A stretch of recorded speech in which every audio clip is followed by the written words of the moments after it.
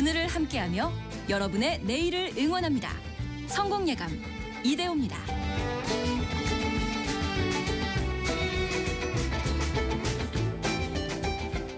성공예감 이대호입니다. 2부가 시작됐습니다. 2월 2일 월요일에 2부. 2월 2일이네요. 벌써 2월이 시작이 됐고 시간이 참 빠릅니다. 그리고 또 저희는 금방 또 10시 5분이 돼서 2부로 찾아왔고요. 경제상식 퀴즈 정답 알려드릴게요. 정답은 리콜이었습니다. 리콜, 제품에 문제가 생겼을 때 기업에서 물건을 회수하거나 교환, 환불하는 조치를 말하죠. 최근에는 해외 유명 분유에서 나와서는 안 될 물질이 나왔다고 하고요. 그리고 또 아까도 말씀드렸습니다만 스타벅스의 그 가습기도 한 39만여 대 리콜이 된다고 하죠. 많은 분들이 또 정답 맞춰주셨는데요. 오늘 7756님이 아까 정답 보내주셨는데요. 7756님, 제설 작업에 땀 흘리고 들어오자마자 퀴즈에 참여해봅니다 라고 해서 정답 보내주셨는데요. 오유, 아침에 눈 치워주신 분들 다들 어디서든 감사의 마음을 갖고 있을 겁니다. 고맙습니다. 0635님, 버스 기사인데요. 눈 때문에 평상시 시간 대비 2배 걸리네요. 아, 눈은 리콜이 안 되나요? 아, 눈 다시 하늘한테 가져가라고. 그 조심조심 운행 잘 해주시길 바라겠습니다. 고맙습니다. 또 오늘 같은 날은 승객 여러분들이 좀 천천히 타고 천천히 내릴 수밖에 없으니까 서로 또 이제 배려하는 마음도 필요할 것 같고요. 오윤정님, 오늘 남편이 새로운 직장에 첫 출근했어요. 아침에 긴장이 돼서 깨우질 않아도 벌떡 일어나서 출근하더라고요. 라고 잘 적응하길 빌어주세요 라고 보내주셨는데 화이팅 하십시오. 또 2월의 첫날 첫 출근을 하셨군요. 좋은 일 많이 생기실 겁니다. 5097님, 남편은 리콜이 안 되는 건가요? 라고. 2859님, 제 아내는 저를 리콜이 아니라 환불해 주겠다고 합니다. 라고. 여기서 이러시면 안 됩니다. 여기서 이러시면 안 되고요. 여러분의 실시간 의견 계속해서 받습니다. 짧은 문자 50원, 긴 문자 100원이 되는 샵 9730, 또 KBS 콩이 계속 열려 있고요. 오늘 시장 상황 한번 볼게요. 원달러 환율은 1,455원. 한 3원 정도 오르고 있네요. 1,455원대고요. 오늘 아까 개장 초에 2% 이상 떨어졌던 코스피는 현재 0.6% 하락으로 낙폭을 많이 좁혔습니다. 31포인트 내린 5,192.88. 코스닥은 0.19% 내린 1,146, 1,147 가리키고 있네요. 코스닥은 낙폭을 거의 다 회복을 했고요. 종목별로 보면은 삼성전자는 마이너스 0.62% 보합권으로 올라왔습니다. 하이닉스도 마이너스 2.5%. 상대적으로 좀 낙폭이 있습니다만 개장 초에 비했을 때는 많이 좀 올라왔죠. 현대차는 강보합으로 50만 1,000원, 0.2% 강보합 상황이고요. 그리고 오늘 KB금융이 2.6%, 그리고 신한지주가 2% 오르면서 은행지주사들이 특히 대형주들은 또 사상 최고 주가를 또 새로 쓰고 있습니다. 코스닥 내에서는 에코프로가 7% 급등을 하고 있고요. 2차 전지 관련주는 강세인데 바이오 관련주는 알테오전은 3% 하락, 삼천당 제약은 3% 가까이 강세. 종목별로 희비가 엇갈리는 흐름이 또 나타나고 있습니다.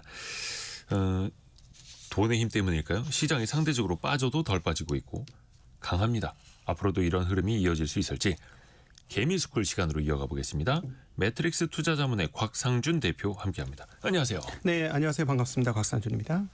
지난주 후반에 좀 미국장 흔들리고 해서 하락 출발 어느 정도 예상이 됐습니다만 반등을 많이 좁혔네요. 네, 여기서 이제 약간 해제 놀이를 한번 해야 될 거예요. 네, 무슨 말을 하셨길래? 네, 제가 여기 이제 KBS에서도 말씀을 드렸겠습니다만은 한번 이런 건방진 얘기를 했습니다. 한 2,500이 넘었을 시점 3,000 근처였던 걸로 기억하는데요. 네. 그때 제가 이랬죠. 그 패러디를 좀 했죠. 너희들이 개맛을 알아를 패러디해서 네. 니들이 상승 맛을 알아, 네. 상승 장 맛을 알아, 네. 이렇게 표현을 했었어요. 네네. 유행어죠 옛날에. 네. 그리고 한 2,300에서 2배 이상 오르면, 그러니까 대략 한 4,500에서 5,000을 넘어가면 본격적으로 매수가 시작될 것이다. 라는 말씀드렸죠. 네네. 학문적 근거는 없습니다. 예. 경험적인. 네, 경험적으로 심리적 기제가 그렇게 돌아갈 수밖에 없다라는 말씀드렸는데 지금 이게 시작이 되었고 그다음에 상승장의 특징은 장중 조정이에요. 왜 그러냐면 이제 눈을 뜬 거죠. 장이 가는구나. 그래서 대기 자금이 너무 많습니다. 떨어지기만을 기다리는 자금들이 많아서 상승장의 전형적인 흐름들이 나오는데요. 그럼에도 불구하고 꼭 드리고 싶은 말은 진짜 좋을 때는 지났다. 2,500에 샀어야 진짜 좋았죠. 아하. 네, 3,000에 샀었어야 진짜 좋았죠. 그 사실 안 좋을 때 사야 싸게 살 수 있는 그럼요. 거니까. 그래서 지금 사시는 분들은 내가 이미 5월쯤 등반이 시작된 지점에서 들어왔구나. 또는 그 이상 등반된 시점에서 들어왔구나 하는 생각을 꼭 가지시는 게 필요하지 않을까 싶습니다. 왜냐하면 이 위로 올라갈수록 신화적인 이야기들이 점점 많아질 겁니다. 특별히 과거에 2차 전지 22년, 23년도에 랠리 뽑을 때 어마무시한 신화적 이야기가 작성이 됐었거든요. 근데 그런 이야기가 이제 한국 시장 전반적으로 점차 하나 둘 만들어질 것이다 라는 점도 기억을 하시면 좋겠습니다. 그럼에도 불구하고 거래소 기준으로는 아직까지도 가격 부담이 그렇게 심하느냐, 5,000포인트가 됐음에도 불구하고 그건 아니다 말씀드릴 수 있고, 반면에 코스닥은 위험하다라는 말씀드리고 싶습니다. 안 그래도 그 여쭤보려고 그랬는데 지난주에 코스닥이 한 15%나 뛰었어요. 네. 그 1월 상승률로 보면은 코스피 코스닥이 다 24% 안팎 비슷하게 올랐는데 1월 후반에 코스닥이 빡 치고 올라왔죠. 거의 한 주 사이에. 네. 갑자기 이렇게 코스닥에 관심이 많이 몰린 배경은 좀 어떻게 봐야 될까요? 이게 이제 전형적인 포모가 나타난 거고, 그동안에 이제 코스피를 설마 하다 진짜 5천 찍으니까 네네네. 진짠가벼? 이런 생각이 들죠. 그러면은 상대적으로 봤을 때 이게 상대 가치 평가를 하는 겁니다. 정확하게는 가치 평가가 아니고 상대 가격 평가를 하는 거죠. 거래소가 2배가 났는데 코스닥은 별로 안 올랐네. 그럼 코스닥은 싸네. 이러면서 이제 상대 가격 비교를 해서 네. 사람들이 들어오는 거죠. 지금 기관들이 많이 사는 건 대부분 ETF입니다. 그러니까 개인들이 사는 돈이 들어오는 거예요. 여러분 기억하셔야 될 게 뭐냐면 제가 이제 일종의 기관 투자자로 변신한 거 아닙니까? 네. 예, 물론 여전히 뭐 개인 투자자 자금을 운용을 하는 입장이긴 합니다만 여기 와 보니까요. 기관은 없어요. 없다는 게 무슨 말씀이세요? 거의 전멸했어요. 그래서 뭐 예를 들어 예전 뭐 10년 전처럼 뭐 외국인 기관이 큰 세력이다 뭐 이런 얘기는 정말 옛날 얘기예요. 그러니까 주도적으로 시장을 핸들링할 만큼 캐퍼를 가진 기관은 없고요. 오히려 그 기관이라고 할 때 힘이 센 기관은 연기금입니다. 그렇죠. 근데 연기금은 시장에서 그렇게 트레이딩하면서 사람들을 뭐 좀 교란을 시키거나 이런 일은 거의 있을 수가 없어요. 네. 그러니까 여러분이 생각하는 기관 투자자들은 이러이러하다라는 건 여러분의 상상의 산물일 뿐입니다. 제가 여기 현장에 와 보니까 알겠어요. 그러니까 너무너무 기관 투자자들이 죽어 있어요. 아무것도 없고 뭐가 그럼 남았느냐? 패시브만 남았습니다. 즉 ETF만 남아 있어요. 지수를 따라가는. 네, ETF는 뭐냐면 기관 투자자들이 책임 안 지겠다는 그 사고 구조에서 만들어진 상품 중에 하나예요.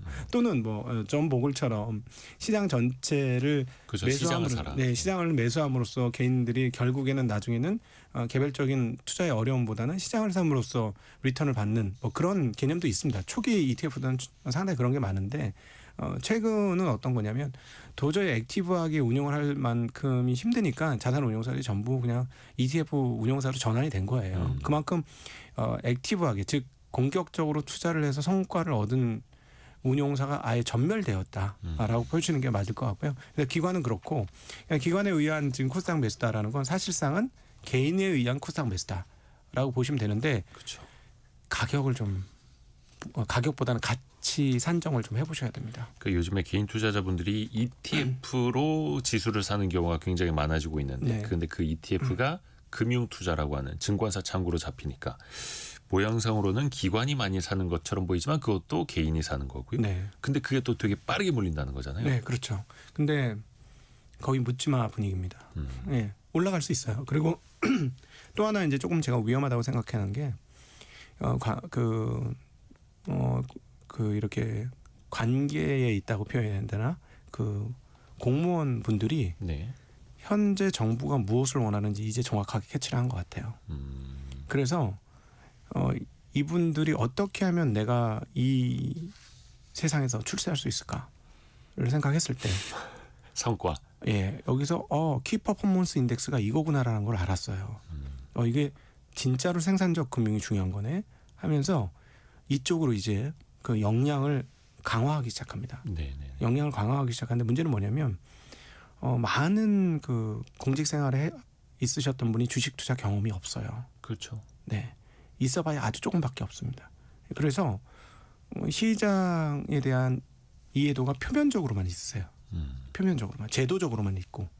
그러니까 코스피가 이렇게 올라왔으니 이제 코스닥도 가야 되겠네? 3천?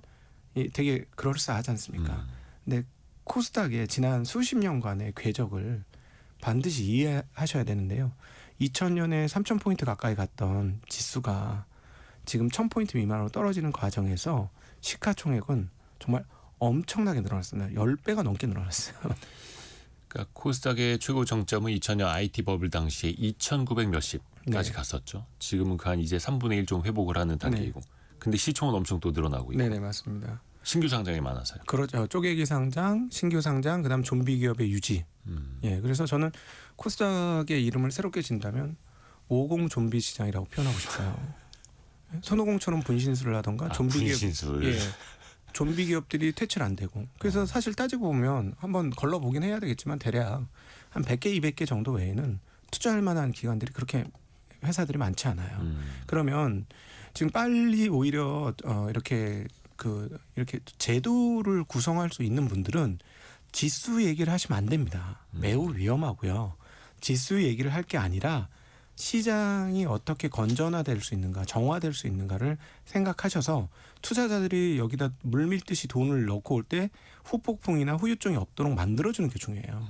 그렇다면 오히려 우리 이대호 앵커님도 종종 말씀하시지만 코스닥을 좀 리그를 가려서 1부 리그, 2부 리그, 3부 리그, 4부 리그 이렇게 가려야 될 필요가 있다. 승강제로. 네네. 그러니까 투자를 해도 크게 안 다칠 기업들은 한 일부 기업에 네. 한 1, 200개 넣어놓고. 그러니까 실제 흑자 내는 기업들, 네, 돈 잘 버는 회사들. 그렇죠. 예, 예. 그다음에 예를 들어 혹시나 잘 될 수 있는 바이오 기업들은 2부 기업 같은데 이렇게 넣어놓고 그냥 경마보다 더한 흐름이다라고 하는 건 한 3, 4부에 넣어놓고 이런 식으로 갈라야 되지 않을까 하는 생각이 듭니다. 지금 그냥 제도를 구성하실 수 있는 분은 이 생각을 좀 하셔야 되겠고 아니면 거래소에서 경고라도 해야 돼요. 제가 요즘에 이제 중국 시장을 보니까 중국 시장에 재미난 일들이 벌어지는데 중국 시장이 너무 가파르게 오르니까 네. 계속 경고를 합니다. 거의 그렇게 하죠. 예. 우주항공 주식 너무 많이 올랐어요. 이렇게 하고 예를 들어 팹리스 업체들 너무 많이 올랐어요. 이렇게 계속 경고를 해요. 왜냐하면 기업들한테 압박을 하니까 기업들이 현재 주가는 이성을 잃은 주가입니다. 이런 식의 톤의 이야기를 합니다. 기업들이. 그러니까 마치 두더지 잡기처럼. 네, 우리는 뭐냐면 물 들어왔어. 이때 한몫 잡아야 돼. 이런 생각이 너무 많아. 이제 조만간 보세요. 제가 예언을 또 하면 이 상태로 시장의 제도 변화가 없으면 예. 유상증자가 본물을 이룰 겁니다. 기회는 찬스다. 네, 이렇게 주가 이러면서. 올랐을 때 비싼 가격에 회사 주식 팔아가지고 돈 땡겨놔야 되겠다. 그래서 생명 연장의 꿈을 꿔야 되겠다.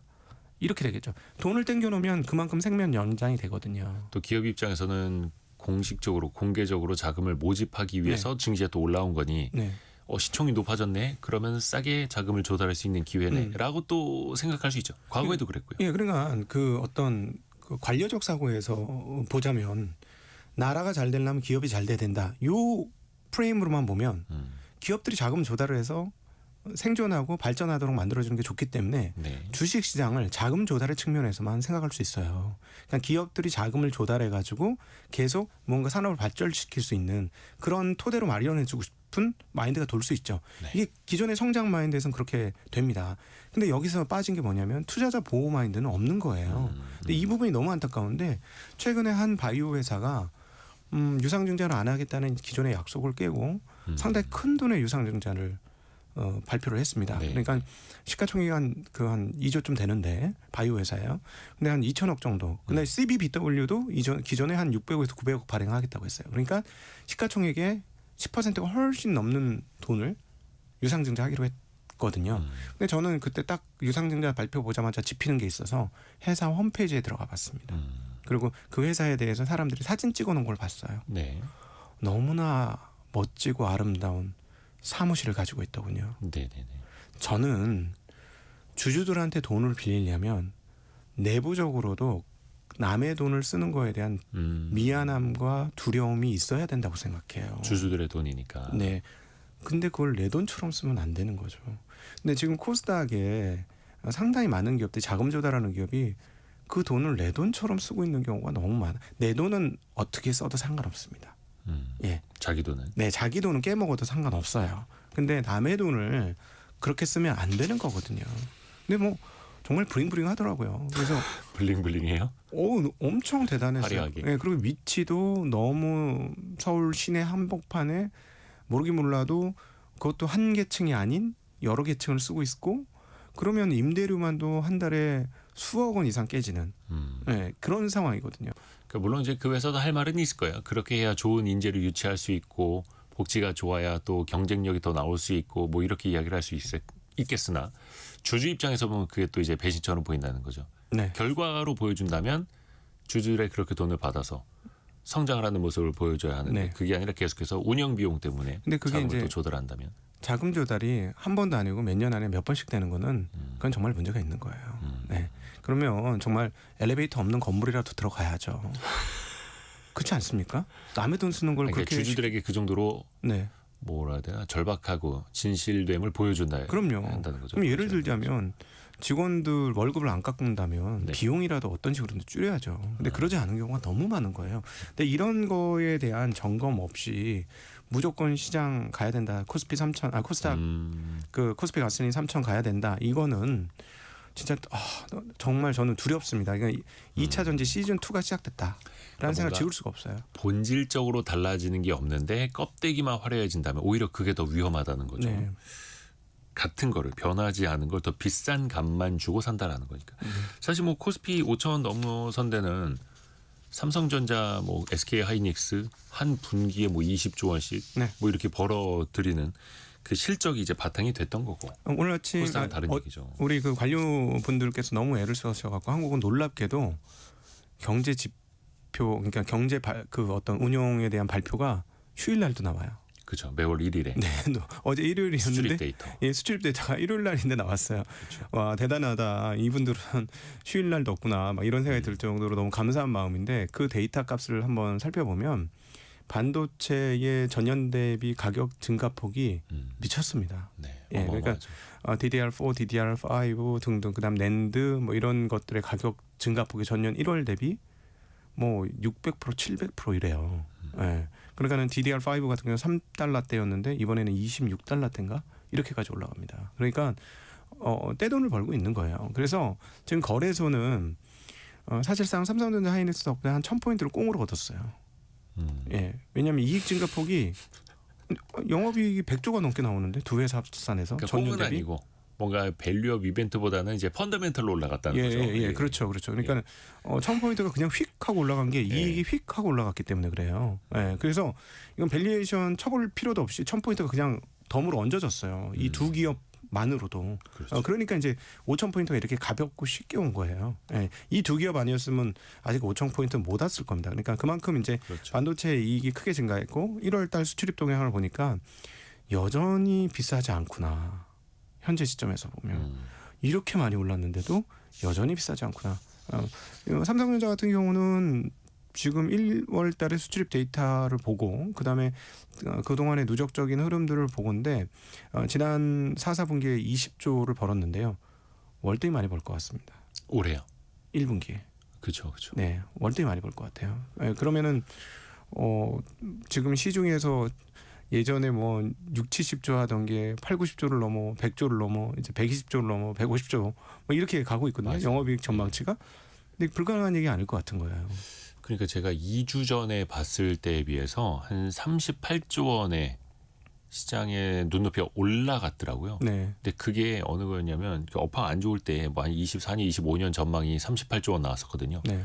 연간 벌 것으로 생각했던 게 지금 2주 만에 더 플러스가 돼버리는 상황. 그렇죠. 어마어마한 거죠. 네네. 네, 어마어마한 상황입니다. 실제로 어마어마한 상황이고 그 동안에는 이제 계속 말씀드렸던 게 이제 HBM이나 또는 이제 그 레거시인 DDR 뭐 이런 얘기를 드렸었는데 이제는 저장 장치인 낸드 플래시 SSD 네. 이쪽까지도 지금 가격 상승폭이 이제 본격적으로 시작되고 있어요. 그러니까 글로벌리 메모리의 완벽한 쇼티지가 나오고 있고 그 완벽한 쇼티지에서 여러분 꼭 기억하셔야 될 건 공급이 안 이루어지고 있다. 공급의 수도꼭지를 제대로 안 열고 있다. 예. 그 뭐 반도체라는 게 좀 뭐 빵을 굽듯이 금방 구워낼 수 있는 게 아니다 보니까 네. 생산 라인을 짓는데도 몇 년 걸리고 네, 웨이퍼 한 장 투입을 해서 반도체 나오기까지 3개월 이상 걸린다 하더라고요. 맞습니다. 3개월 이상. 그래서 걸립니다. 공급을 또 빠르게 하기도 어려운 거고요. 그러다 보니까 이제 실적 중심으로 반도체 기업들은 가고 있고 1일에 나온 그 수출 데이터도 네. 또 어마어마했고요. 네, 그 중소형주 쪽 이야기를 좀 해보자면 사실 이제 미국에서도 대형주 중심 시장보다는 러셀 2000이 물론 요건 한 달도 안 된 이야기이긴 합니다만 잠시 좀 중소형주가 조금 더 많이 오르기는 했거든요. 이게 추세적으로 좀 이어질 수 있을까 아니면 단순한 짧은 키 맞추기 정도일까요? 여기서 이제 이번에 새롭게 연준 의장이 된 월시에 대한 케빈 이야기를 예, 반드시 뭐 짚고 넘어가야 되는 상황일 수밖에 없습니다. 네. 네. 원래 이제 중소형주들은 한계 기업들 또는 그다음에 금융 비용이 많이 드는 기업들이 꽤 많아요. 예, 자리 잡은 기업에 비해서는 그렇기 때문에 중견 중소 기업들에게 유리한 환경은 금리가 낮은 환경입니다. 그럼 대체적으로 되게 유리한 국면이 펼쳐지거든요. 그래서 지난 1월달 미국 시장의 어떤 저변에 깔린 생각 중에 하나는 뭐냐면 이제는 어찌 되었거나 낮은 금리를 향해서 계속해서 갈 거다라는 생각이 시장을 이끌었던 상당히 중요한 동력 중에 하나였어요. 근데 이제 마지막 순간에 케빈 워시가 지금 지명이 되면서 분위기가 바뀌어서 다음 주부터 어떻게 되는지 봐야 됩니다. 그동안에 이제 고공행진했던 빅테크들은 가격적 부담이 없지 않아 있습니다. 그러니까 즉 싸진 않아요. 네, 싸진 않은 상황인데 만약 미국 시장이 계속 오른다면 뭐가 싼 건가 봤더니 중소형주들이 비싸지 않은 주식이 너무 많았거든요. 근데 중소형주들 전반적으로 거시적인 측면에서 좋은 환경이라는 것은 결국 저금리 기조가 유지될 거라는 믿음 뭐 이런 것들 그리고 실제적으로 저금리 상황 뭐 이런 것들이 필요한데 자 월시가 왔는데 일단 월시로 인해서 지난주 은가 폭락했다고 보시면 됩니다. 잠깐 경고 말씀 하나 드리고 가면 제발 레버리지 좀 하지 마셨으면 좋겠어요. 세배 레버리지 한 사람 청산당했죠.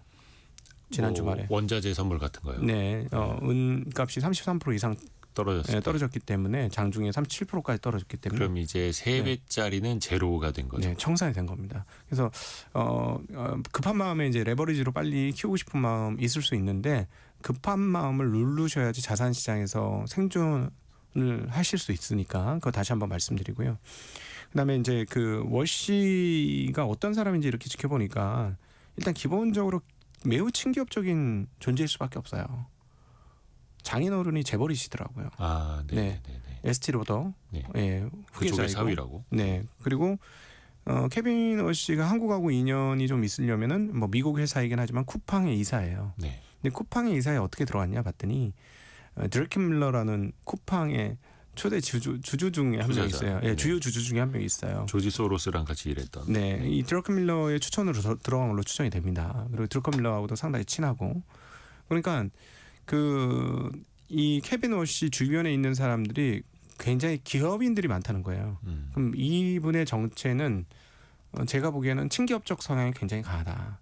근데 그러면은 친기업적 성향이 강한데 왜 지난 주말에 난리가 났냐? 왜 매파로 소문이 났냐? 이거잖아요.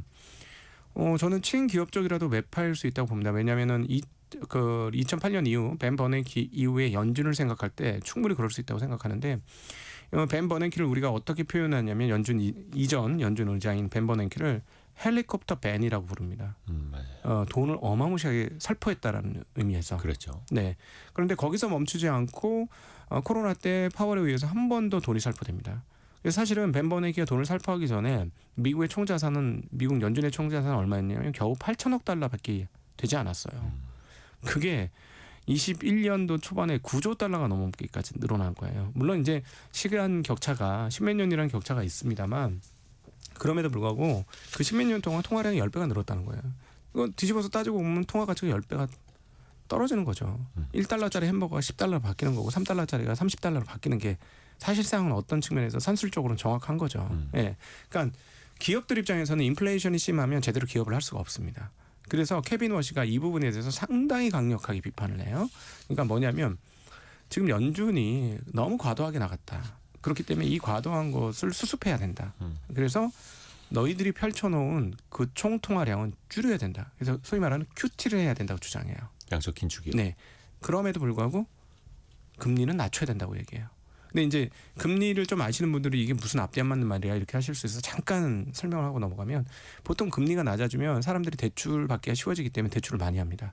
근데 금리가 낮아진다는 건 대출이 늘어난다는 거고 대출이 늘어난다는 건 시중에 돈이 많아진다는 얘기예요. 그러니까 금리를 내리는 건 유동성이 증가된다는 얘기거든요. 네. 근데 갑자기 뭐라고 그랬냐면 유동성은 줄이면서 금리도 낮출 수 있다라고 하니까 이게 앞뒤가 안 맞는 말처럼 보이는데 네. 그렇게 보시면 안 되고 인위적으로 페드가 늘렸던 기존에 예를 들어서 8천억이었던 자금이 리먼 사태라든가 코로나 없어서 그냥 꾸준히 늘었다면 지금 어떻게 늘었을까요?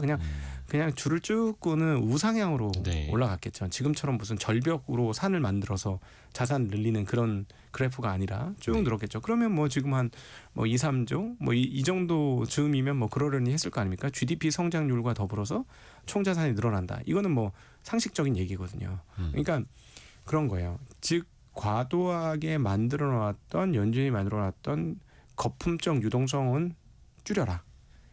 그러면 인플레이션이 더 이상 활개치지 않을 것이다. 인플레이션이 활개치지 않으면 금리를 내릴 수 있다. 금리를 내리면 미국 정부의 부담은 떨어지고 그리고 사업자의 부담은 떨어진다. 이거예요. 그러니까 이게 사실은 따지고 보면 대단히 친기업적인 마인드로 또 해석할 수도 있는 겁니다. 그러니까 QT 양적 긴축을 한다라는 게 오히려 한켠에서는 금리를 인하할 수 있는 전제 조건을 만들어가는 과정일 수 있다 이런 겁니다. 네. 그러면 행동은 결국에는 좀 매파보다는 비둘기파적으로 네. 나올 것이다라고 네, 보시면 양쪽이 다 같이 되겠죠. QT 하면서 금리 내리겠죠. 예. 이런 식의 흐름들이 나올 가능성을 열어두셔야 할 것 같습니다. 근데 시장에서 이거를 이해하는 데까지 시간이 좀 걸릴 것 같아요. 왜냐하면 이제 그 공부를 그 책으로만 하신 분들은 말이 안 되는 얘기거든. 이론적으로 따지면 앞뒤가 맞으니까. 네, 앞뒤가 하나도 안 맞는데 현장에 있는 기업가 입장에서는 야, 돈이 너무 많아. 인플레이션이 너무 심해가지고 우리 장사하기 힘들어. 돈량은 좀 줄여. 대신에 이렇게 되면 어떻게 될까요? 한 군데가 굉장히 타격을 받고 한 군데는 좋아지는데 한 군데는 어디가 타격을 받느냐? 레버리지를 많이 써서 금융 투기를 하는 세력들은 매우 어려워질 겁니다. 그러니까 변동성이 커질 수 있으니요. 금융 투기를 하는 사람들은 자기 돈만으로 하는 게 아니라 레버리지를 엄청나게 일으키거든요. 근데 레버리지의 양은 줄어들 거예요. 이 레버리지 양 줄이겠다는 거거든요. 그래서 사실 은값이 폭락을 한 거라고 보시면 돼요. 그러면 제가 감히 말씀드리면 세 가지 약체가 나오죠. 비철금속, 특별히 은금 같은 네. 그런 어떤 달러 약세에 베팅한 투기적 그 비철금속 원자재 하고 유동성이 가장 강력한 어떤 동력이 되는 코인 이런 쪽이 되게 어려워질 수 있어요. 이렇게 되면 총 유동성량이 줄어들면. 그게 최근에 나타나는 거고요. 네네네. 그게 이제 단적으로 지난주말에 한꺼번에 터진 거고. 그러니까 유가 같은 건 안 떨어지는 거야. 원자재가 떨어져 안 떨어지는 이유가 유가에는 그렇게 투기적 배팅이 없었어요 지금. 그죠. 네. 최근에 뭐 유가는 비교적 안정적이었고 네네. 그러면 어떻게 보면 투기적인 자금이 더 몰렸던 쪽에 변동성도 커지고 어떻게 보면 유동성에 좀 힘이 좀 빠진다라고 네네. 이해를 할 수가 있겠네요. 그 대신에 그 변동성의 시간이 지나고 나면은 미국 입장에서는 금리를 조금 더 공격적으로 낮출 수 있는 여건이 네네. 형성될 테고. 근데 그 시간은 되게 필요할 것 같아요. 왜냐하면 케빈 그럼요. 러시의 임기가 뭐 5월부터 시작이 된다고 하면 네. 아직 시간이 많이 또 있고 그 사이에 금융시장은 또 엄청나게 또 왔다 갔다 할 테고. 그러니까 그 얼마나 케빈 허치가 그 지금 얘기했던 것들을 실천할 거냐 거기에 대한 뭐 시장의 어떤 생각 이것까지 반영하는데 시간 좀 걸리겠죠. 네. 또 저희가 이야기해야 될 게 되게 많은데 또 현재까지 들어와 있는 뉴스도 좀 정리를 해드려야 되거든요. 곽상준 대표와 함께한 개미스쿨 시간을 라디오 정보센터 다녀와서 또 이어갈게요. 라디오 정보센터 같이 다녀오시죠. 증시각도기 곽상준 대표와 함께 개미스쿨 시간 이어갑니다. 성공회가 미디어입니다. 10시 35분 현재 함께하고 계시고요. 곽 대표님. 네. 그 사실 우리나라가 이제 미국에 투자하는 투자자들 이제 서학김이라고도 많이 부르는데 지난달 기준으로요. 미국 주식 보관액이 우리 돈 250조 7천억 원. 역대 최고치고 한 달 동안 15조 7천억 원이 더 늘었어요. 네. 정부에서는 왜 미국 주식 팔고 한국으로 돌아오면 세제 혜택 주겠다 이렇게 유인책을 이제 쓴다고 하는데 네. 여전히 미국 주식이 이제 들어가고 있다는 건 좀 어떻게 봐야 될까요? 장기적으로 너무 좋았잖아요. 네. 미국이. 거기에 대한 확신과 믿음이 아주 가득합니다. 근데 이제 결국 시장이라는 건 수익률에 따라 움직이기 때문에 만약에 올해까지조차도 한국 주식이 전년에 준하는 수준의 강세를 보여주면 그때는 다시 넘어올 것 같고요. 실제로 최근 주식시장 자금 이동의 흐름에서 보면 굉장히 깜짝 놀랄 만한 일이 있는데 은행권 자금이 넘어오기 시작합니다. 예금들이요. 근데 이거는 제 경험상으로는 2000년에 3천 처음으로 3천 넘고 21년으로 넘어오는 과정에서 조금 발생했던 일이에요. 예, 정말 오랜만에 이런 일을 보는데 그런데 이제 주식시장에 담겨 있는 돈하고 개인들이 쟁겨놓고 저축해놓고 있는 돈하고 사이즈를 비교해 보면 저축해놓은 사이즈가 지금 어마무시합니다. 그 중에 일부가 지금 미국으로 간 거 아니겠어요? 네. 그래서 그 부동산도 그렇습니다만 자산 가격은 약간 호가 제도가 있어요. 예를 들어서 우리나라 시장이 4천조가 넘었는데 네. 예를 들어 4천조라고 치고 시가총액이요. 그러면 이게 8천조가 되려면 4천조가 필요하지 않습니다. 아하, 그렇죠. 호가 제도이기 때문에 호가로 총량을 표시하는 거거든요. 그러니까 거래에서 한 땀 한 땀 올려서 8천억이 되는 게 아니라 호가로 올라가는 거예요. 10만 원짜리 주식이 20만 원 가면 2배 되듯이 그렇죠. 그렇게 되는 거거든요. 그래서 이 말인즉슨 무슨 말이냐? 시장에서 여기서 놀던 자금 외에 다른 자금이 넘어오기 시작하면 굉장히 빠른 속도로 가격이 올라갈 수 있어요. 예, 그래서 제가 보기엔 여기서 뭐 추가로 올라간다면 뭐 그 서학으로 갔던 개미들도 이동을 할 것 같은데 그 이전에 일부 예금에만 있었던 돈이 이제 1차적으로 먼저 지금 이동하고 있다라고 보여지고 미국 주식에 대한 믿음이 크기 때문에 이 믿음이 깨지려면 굉장히 오래 걸립니다. 그렇다고 해서 미국 시장이 우리의 믿음을 깰 거냐? 꼭 그럴 것 같지도 않습니다. 왜냐하면 여전히 현금 창출 능력이 좋은 기업들은 여전히 돈을 잘 벌고 있고 그리고 미래를 위한 투자를 잘 하고 있고 매우 주주 친화적이고 그래서 뭐 소소하게 계속 좋은 흐름들을 보여줄 거라서 미국으로 갔던 그 개미 그 제비들이 여기까지 넘어오려면 뭔가 큰 변화가 있어야 될 것 같아요. 그러니까 한국 주식시장이 작년만큼 한번 또 오르든가. 더 따뜻한 봄이 되어야 합니다. 네, 그래서 정말 마음이 두근두근할 정도의 상승장을 이쪽에서 보여서 자기 친구들이 돈 벌었다는 소식을 들으면 그때야 오지 않을까? 왜냐하면 이제 좀 돌아오지 않을까요? 일부 돌아올 수 있죠. 네, 일부 돌아올 수 있습니다. 네, 근데 제 생각에는 돌아오시려면 더 이상 늦지 않고 돌아오시는 게 좋아요. 네, 그래서 좀 완만할 지금도 사실 많이 올랐잖아요. 예. 그럼에도 불구하고 조금 아직까지는 아까 거래소 기준으로 코스닥 기준 말고 거래소 기준은 여력이 좀 있으니까 여력이 있을 때 좀 돌아오시는 게 낫지 않을까 하는 생각 듭니다. 또 미국이 우리나라를 그 환율 관찰 대상국으로 네. 다시 지정을 했습니다. 네. 한국의 원화가 펀더멘털 대비 너무 저평가돼 있다라는 건데 그러면 이제 어떤 뭐 무역하는 입장에서 보면 미국이 원화의 약세가 좀 배 아파 보일 수도 있어요. 네. 이건 어떤 의미로 좀 봐야 될까요? 그 미국 쪽에서 어떻게 보면 이제 원화 약세에 대한 구두 개입도 최근에 또 같이 해주고 있잖아요. 네. 모르겠습니다. 지금은 원화가 좀 약세니까 그 말이 반가울 수도 있는데 한국이 일본과 따로 떨어져서 갈 수 없다는 건 벌써 1년째 저희한테 보여주고 있는 현장에서의 어떤 목격되는 바이거든요. 근데 지금 일본 엔화가 거의 모든 투기 세력들이 일본 엔화가 강세로 간다는 상상을 전혀 못 하고 있어요. 지금 현재. 그래서 일본 엔화가 강세로 못 가는데 원화만 강세로 갈 수 있다? 좀처럼 쉽지 않을 것 같아요. 오늘도 근데 최근에 달러 대비 158엔에서 154엔대까지 좀 엔화가 단기간에 네. 연초에 강세를 좀 보이긴 했잖아요. 근데 일본 그 재무상의 발언을 보면 160엔 가는 건 용납 못 하겠다는 거고. 그리고 그때 스카페 센터가 일본 엔화에 대해 얘기했잖아요. 왜 이 얘기를 했냐라고 또 따져보면 미국의 운명이 지금 일본 손아귀에 있습니다. 굉장히 재미난 얘기인데 네. 중국이 그 미국 채권을 계속 많이 팔고 있잖아요. 대략 한 1.34조 이상 되던 미국 국채가 이제 7천억도 깨졌다는 소식이 들리고 있어요. 네. 중국이 보유한 미국 국채 총량이. 그 사이에 어디가 많이 늘었냐면 영국이 많이 늘었고 일본이 압도적으로 미국 국채를 많이 들고 있습니다. 자, 그러면 미국 엔화가 비상이 걸리면 어떻게 될 것이냐? 엔화 약세를 주저앉히기 위해서는 뭐를 해야 되죠? 엔화를 사야 되죠. 네. 근데 뭘 팔아서 살까요? 가지고 있는 달러를 팔아서 사면 되죠. 그렇죠. 미국 국채 팔면 되죠. 그래서 서로 엮여 있어요. 저는 그 되게 이번에 재미난 사건이었는데 아니 무슨 미국 재무장관이 일본 엔화에 대해서 그렇게 레이트 체크라는 걸 하면서 적극적으로 개입할 필요가 왜 있었겠습니까? 그러니까 그건 그만큼 일본이 잘못되면 미국이 흔들릴 수 있다는 거예요. 그리고 이번에 케빈 워시까지 간 것 중에 하나도 결국 미국의 아킬레스건은 주식시장도 있지만 아킬레스건으로 따지면 채권 시장이 시장. 훨씬 더 아킬레스건이다. 채권 금리가 폭등하거나 아무도 채권을 안 사고 내다 파는 상황들이 오면 심각한데 일단 디폴트 값에 매도자가 생긴 거예요. 즉 중국이 특별히 언제부터 더 훨씬 더 가열차게 됐느냐. 러시아가 스위프트망이라는 미국이 만든 전 세계 금융망에서 퇴출되면서부터 중국의 미국채 매도는 더 속도가 빨라졌고 그리고 중국 인민은행을 비롯한 중국 은행에서의 금 매입은 또 속도가 빨라졌습니다. 예. 그래서 중국은 이제 미국의 금융망에서부터 독자적인 노선을 걸으려고 계속 그 길로 가고 있어요.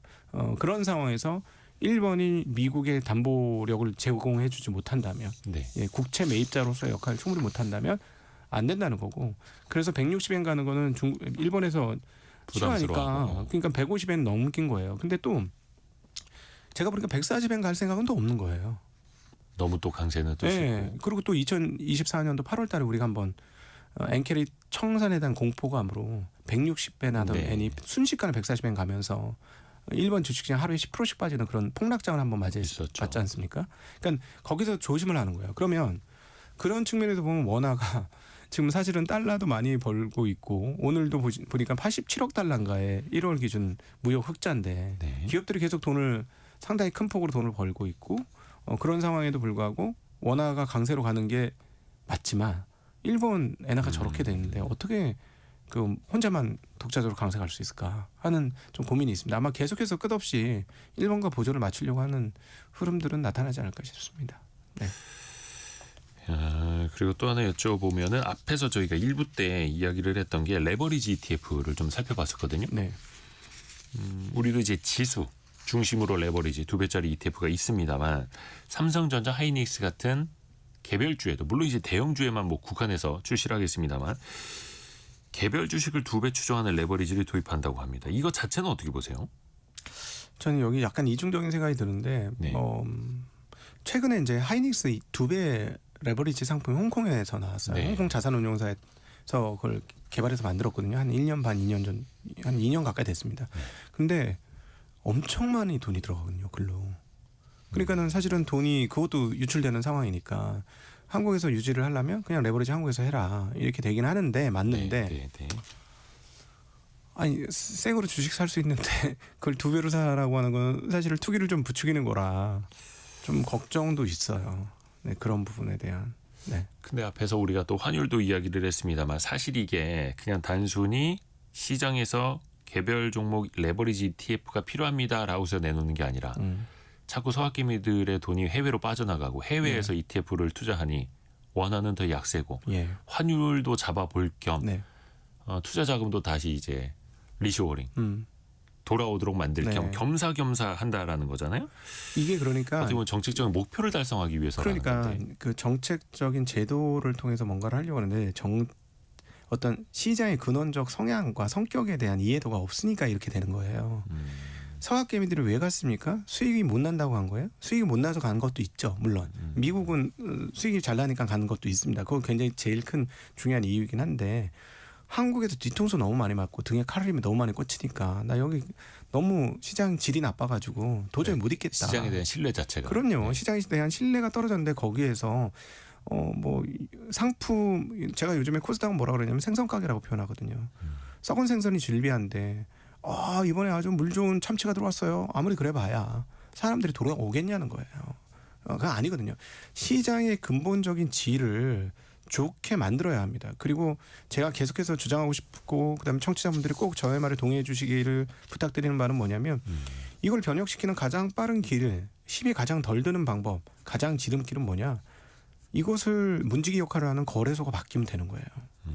거래소가 사실상 일종의 그 물을 관리하는 물의 정화도를 관리하는 건데 지금 완전 꾸정부를 만들어놨는데 끊임없이 상장은 가능하게 하고 퇴출은 없고 좀비 기업 유지하게 하고 유상증자하게 하고 쪼개기 상장하게 하고 이거를 제도적으로 아니 거래에서 이건 좀 곤란한데요. 한마디만 하면 되는 거 아닙니까?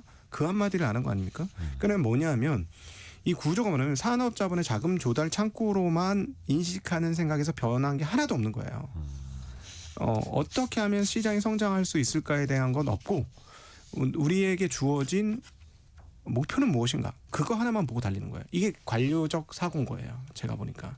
그러니까 시장을 이제 양적으로만 확대하려 해왔다는 네. 거죠. 예, 기준. 그렇죠. 그러니까 이거 근원적으로 좀 바꿔야 되고요. 그래서 고민을 많이 해봤어요. 어떻게 하면 좋을까? 이거는 그러면 정 안 되면 외국의 사례를 보니까 거래소들이 대부분 상장돼 있습니다. 선진국 시장은. 한국이 그렇게 후진국적인 거래소를 유지하고 있는 거예요.